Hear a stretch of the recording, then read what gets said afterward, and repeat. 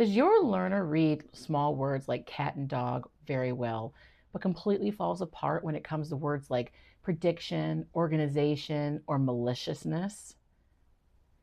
This is where a lot of older struggling readers fall apart.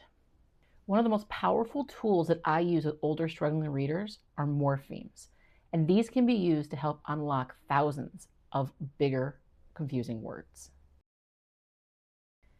Hello, I'm Rebecca the Reading Hacker, and I'm a neurodivergent former struggling reader, helping others to crack the reading code and find confidence with reading. In this video, I'm going to teach you about the power of teaching morphemes to struggling readers, and why this strategy can help dyslexics and struggling readers unlock big academic words. Okay, here's the breakdown. Around 3rd or 4th grade, vocabulary gets really complicated. We go from saying, I don't understand, to I am grappling with bewilderment. We begin to use words that are multisyllabic, which means has multiple syllables. And a syllable is a word or a part of a word with a talking vowel. They're those beats you hear. Sometimes words can get very, very long. And when that happens, it can be very difficult for somebody who has relied solely on memorizing short words to be able to work their way through a very long word. Think about it. Some of our youngest learners can memorize words like bake and take. But then when they get to a word like regulate, they really have to know that silent E makes that A long. And if they don't, they really struggle. Memorization becomes the key for struggling learners when they're younger. It's the way they compensate. It's the way they survive within their environment. But when words suddenly get longer, memorization stops working. Because one, you can't memorize all the words. This is where you'll see things like guessing at words, skipping words, and freezing when decoding. They'll really look at that word and go, and they might guess randomly or shut down completely. A morpheme is the smallest unit of meaning in language. The morpheme mal means bad. And one of the reasons why morphemes are so powerful is because a student may come across a word like malicious and have never heard of it before. But if they know that mal means bad, they might be able to put together that this is a negative word. If I said somebody was malicious and they'd never heard the term before, but they knew mal meant bad, well, they might think, well, that wasn't a very nice thing to say to somebody. Teaching morphemes are one of the greatest cheat codes when it comes to language. Because by teaching one small word part, you're unlocking thousands of words. Malicious becomes malcontempt, becomes malignant, and it gives them a chance when they come across unknown vocabulary. And to be honest, you can't teach every single word ever written, how to pronounce it or to understand it. So we have to give them the tools that they need to be able to survive in their academic environment. One thing I've noticed with many of my struggling older readers that I work with, my clients, is that they have this superpower with reading small words. Bike, cat, said, they memorize these words. They can get through basic sentences. So I don't fight that. I lean into that. I lean into the learner's strength. They can memorize small words. So we're going to teach them word parts of bigger words to practice with spelling and with blending, so that it also works with understanding. And we're going to work a little bit on grammar too. I'm going to show you that coming up. So my strategy, which is not just my strategy, I actually modeled it off of somebody named Anita Archer. And if you want to really be wowed by instruction, look her up, honestly. As I tell the students first, when they come to a big word, look for what you know.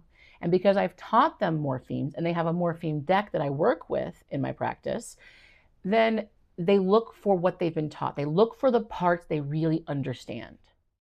Then I tell them to go use the syllabication rules, the cheat codes of bigger words. And if you would like me to record a video on how to use those or go in more detail on what those are, feel free to drop a comment below. That's an entire video, maybe series on that one. Now, some of the morphemes that do come towards the front, prefixes, tend to be more concrete. I like to start with aqua because it's very concrete. Aqua means water. I know it's one of those Greek ones and it's kind of not the most obvious to start with, but I've come to find when you start with something that's very concrete, kids really understand, oh, okay, it has to do with water. Here you go. Pre is also one of those. It means before. Kids are very common with that as well. So these typically tend to be a little more concrete on that aspect. The ones at the end that are commonly called suffixes tend to tell us what kind of word it's going to be. So instead of going and saying what some of those really odd definitions, it's a concept or whatnot, I teach all the noun suffixes first. And one of the things I will say is to my clients is, okay, these ones that come towards the end, they typically change the word. This will turn a word into a noun. And then that gets us into our conversation what nouns are. Because a lot of times, grammar has been taken out of elementary school across the United States. It's something that is drastically impacting our learners because they're really struggling to understand the syntax of the language that they are native speakers of. But when we talk about these words, we talk about their placement within language, it can very much help. To give you an example, we have the word shun. We take the word organize, which is an action word, and turn it into an idea, organization, and it changes the word. So you can hit grammar with these as well. So far we've hit sounds, we've hit letters, we've hit blending, we've hit vocabulary, we've hit grammar. We're hitting all parts of the reading rope here, okay? I told you, it's amazing, it's magic. All right, so I'm going to take you through how to orthographically map morphemes. I know that sounds like a lot of technical jargon right there. But basically, I'm going to teach you how to directly teach these so they're not just memorizing randomly, and that actually gets into their working memory and into their long-term memory, because that's what we want to do, okay? So we're going to start with one of the words meant, because this one you can hear all parts of it. And I am going to go over one that you can't hear all the parts, okay? Now, a lot of people will draw boxes or use tape for boxes. You can totally do that. So the first thing I say is, okay, we're going to orthographically map this. We're going to map this letter to sound. And I go, meant. What's that first sound? And of course they tell me it's M. And we go through it. Eh.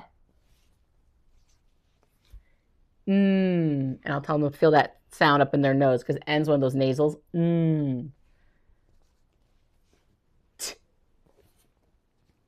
Now, you might get a little struggle with that N and that T because sometimes some kids really struggle to pick up on that N. So you might have to tell them to feel it in their nose, or sometimes when you have N, you feel your tongue go up to the roof of your mouth. All right, meant, all right? Because sometimes those blends at the end can get a little sticky, okay? And that's how we do it with that. We just kind of roll through blending it out, okay? They can read this entire part. Okay, and you'll put it on a card for them. Now let's go over a word that's not so easy to graph. This is the morpheme us. I know, right? Why is the O there? Drives us crazy, right? So what we're going to do is we're going to graph this. We're going to say to the student, all right, we're going to learn us. And of course, this is the first thing they're going to do, okay? They're going to put US there, because it's a short word that they've memorized, most struggling older readers, okay? And you're gonna go, very good. That's the part that's easy. You don't have to memorize that part, but there's a glitch in this word. And a lot of you out there have used the term heart words, or this is the part you have to memorize by heart. I don't use the word heart words with older struggling readers. I don't want to talk down to them. I don't want it to seem babyish. So I call them glitches. And most adults and teenagers and kids can tell you a glitch is when something doesn't go the way it's supposed to. And I'm like, all right, there's going to be a glitch in this. All right, so, and I show them it. And if I need to, especially, I'll put a little Z, like a glitch. I know it looks like a Harry Potter sign, but glitch, you know? And I'll be like, that's the only part of the word that you have to memorize. And sometimes this actually works well for the kids. They're like, wait a minute, I only have to memorize part of it. I'm like, yeah, exactly. Us. It's just completely silent. All right. So, and you can do it in the box format too. Okay. So let me just draw a little box. You can do that in the box format too. All right. So the review. First thing you do is you say the morpheme. And then you have the kids go through and tell you all the sounds that they definitely know. Okay? And then you're going to teach them the glitch part, the part that's a glitch, the part that doesn't go with it. And what we're doing is we're mapping the letters and the sounds together. And we're trying to get that into their long-term memory. And the more we practice with these over and over and over again, the more it's going to connect, and it's going to go from the working memory into the long-term memory, which means they're not going to have to use their working memory, their work table anymore. And it's really going to help with that cognitive mental load that just drives older readers crazy. Quick little interruption from the editing room. I've decided to turn this into a 2-part video. I didn't want it to get too long, and I really didn't want to skip out on any of the things I filmed. I felt that every single part was very important so that you, either at home or in the classroom, could really, sit down and work with your learner. So I will be releasing part 1 of my morpheme strategy this Sunday, and then I will be releasing part 2 next week. All right, on my usual release day. Also, remember, subscribe below if you want to keep up on all the strategies that we can do to help struggling learners read. Now, using these morphemes in your blending drill, I'm going to link below, and you can go back to my blending drill video. It's in my Orton-Gillingham series. I went over all 3 parts of the Orton-Gillingham drills that you can do at home to help with your struggling learner. But if you go through that video, I take you step by step on how to blend with morphemes. Blending with morphemes can help to increase automaticity. We need kids to be reading at the speed of sight. They need to be able to look at a word and go, oh, that's organization. Not go, organize, and then get to shun and go, I have no idea how to say that. If we can support decoding and vocabulary at the same time, that's a winning combination. If you're a parent or a teacher of an older struggling learner, make sure to subscribe. This channel is all about understanding what's happening really in the reading brain and supporting older struggling learners.